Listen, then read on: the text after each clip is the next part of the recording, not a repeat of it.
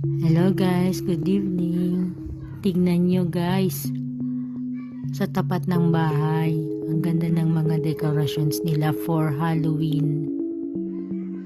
Ayan guys, ang ganda. Ganito sila dito. Kapag merong okasyon na ganito, ayan, naglalagay sila ng mga dekorasyon sa harapan ng bahay nila. Ang cute!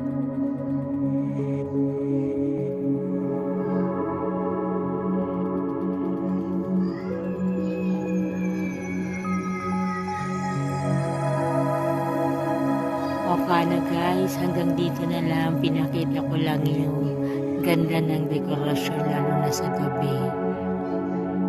Ayan guys. Okay, bye and good night.